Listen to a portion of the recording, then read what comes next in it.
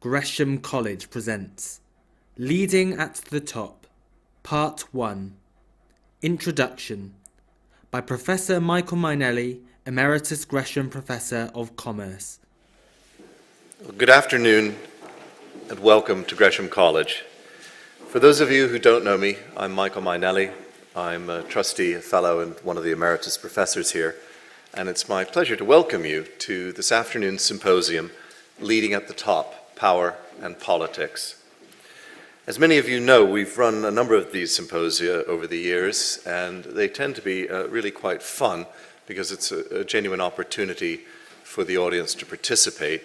And so I'm expecting you all to stay very alert because we have a 1-hour slot, which is really yours. So we'll leave it to you.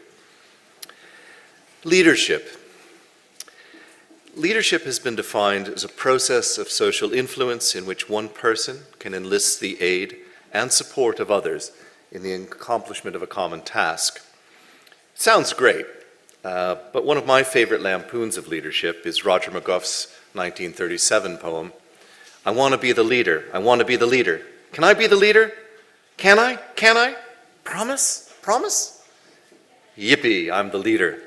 I'm the leader. Okay. What shall we do? We live in an age of leadership. I recall vividly being asked in the 1970s to go on a leadership development course in my teens. Since then, we've had chairs and institutes, courses and training, books and books and books on leadership. When the famous management professor Henry Mintzberg, in an interview for Dutch television, was asked, "What would you recommend for leadership in the 21st century?" he answered, without delay or hesitation, less of it. Now, Zen enlightenment considers satori, when everything is at once in the right place, being completely where we are now, in the present, poised, having achieved the correct position from which we are ready to act. Duality is omnipresent in Zen, as is paradox. We are to be everywhere and nowhere. One Zen popularizer has a line in, "Wherever you go, there you are."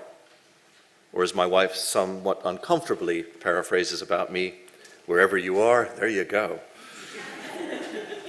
So to get us thinking today, I would like to explore that duality by juxtaposing quotes in 4 areas of leadership: vision, popularity, integrity, and power. My first pair of quotations is from an economist and a general.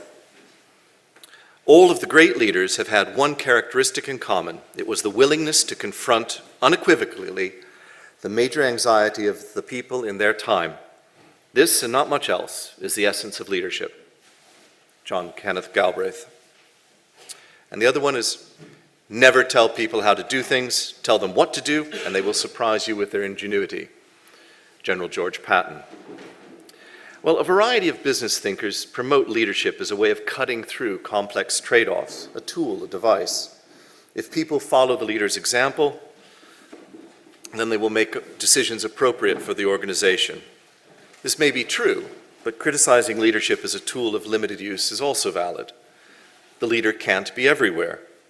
Not all decisions are suited to simple solutions. Some leadership styles may work with the front-facing parts of the organization, for example, projects or sales, but not with perhaps the back-facing, finance or logistics. There's another set of business thinkers who promote culture as a way of calculating these trade-offs. Culture is the way we do things around here. I often feel culture could be more accurately defined as the way we decide to do things around here.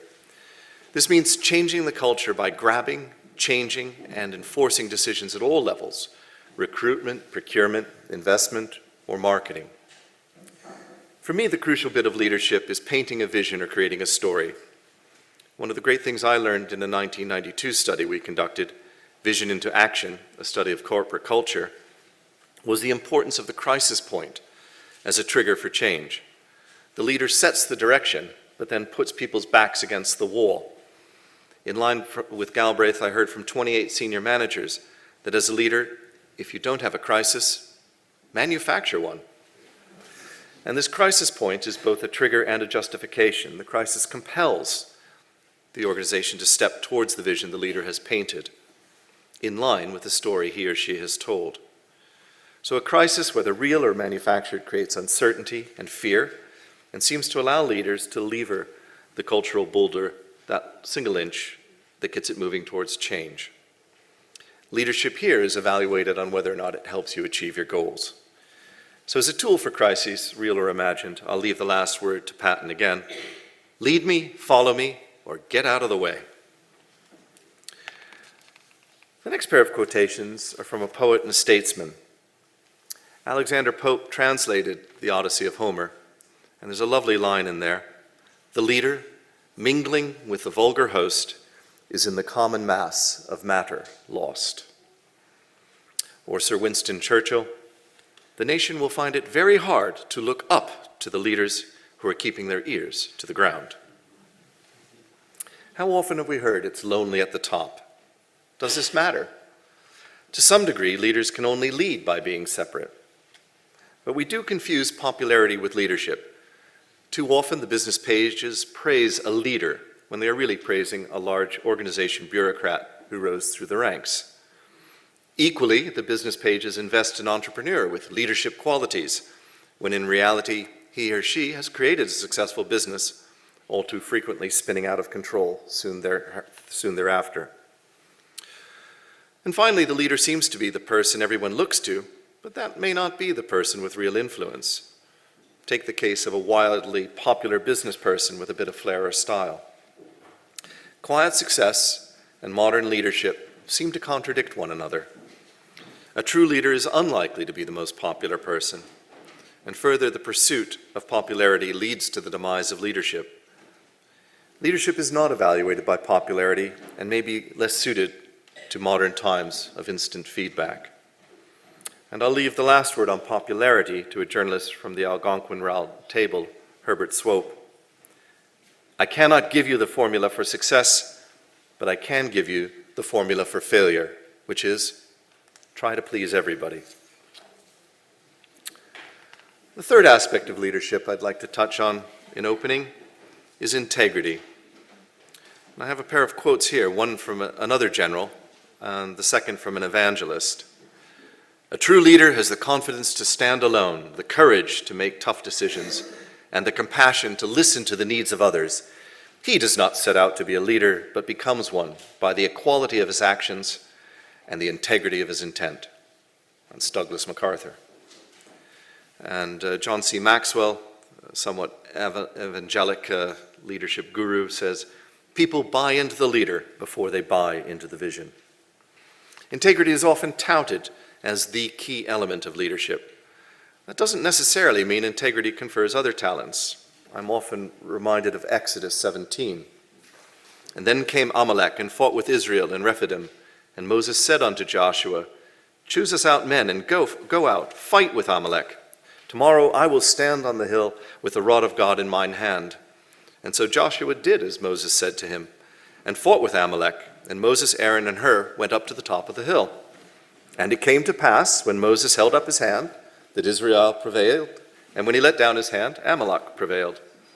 But Moses' hands were heavy, and they took a stone and put it under him, and he sat thereon. And Aaron and Hur stayed up his hands, the one on the one side and the other on the other side, and his hands were steady until the going down of the sun. And Joshua discomfited Amalek and his people with the edge of the sword.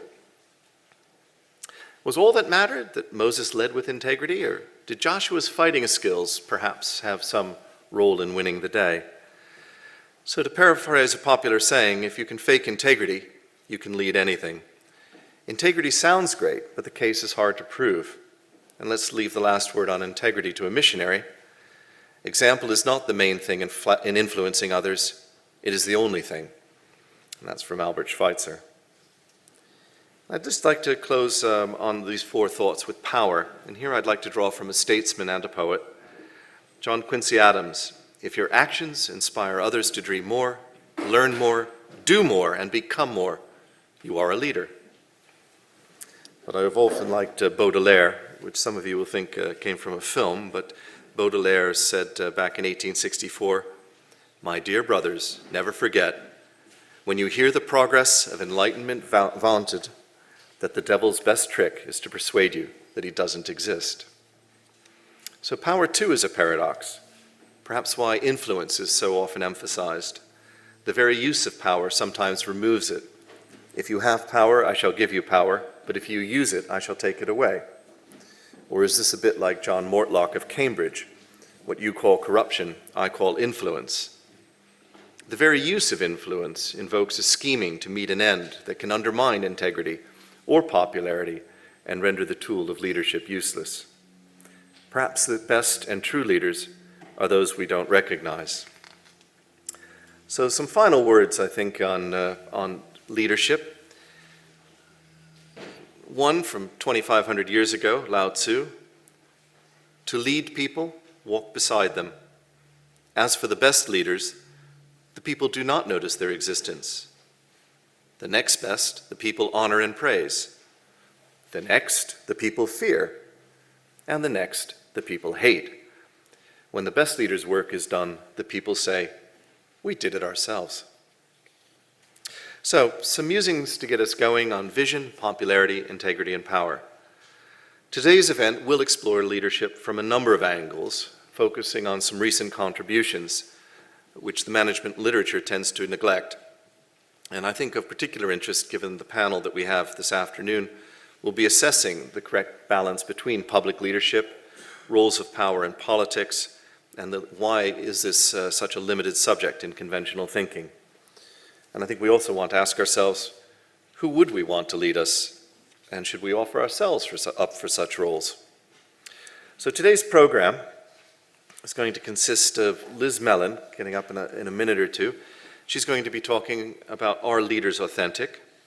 Our second address will be by Dr. Douglas Board, Choosing Leaders, the Role of Science, Politics, and Intuition. We will then have a 15-minute break, but it really is just a leg stretcher, and I'd ask you to be back in your seats at 4 o'clock sharp, where we're going to have a panel where Liz and Douglas will be joined by Simon Calkin, called I've Got Power, Now What? Now, you have on your seats a program, and I'm not going to read the biographies of the speakers because they're contained at some length in the program itself. I also will do the obligatory book plug. Both speakers have produced books recently. Liz is Inside the Leader's Mind, and Douglas, your book is, there we go. And Douglas also has a book on leadership based on his PhD work.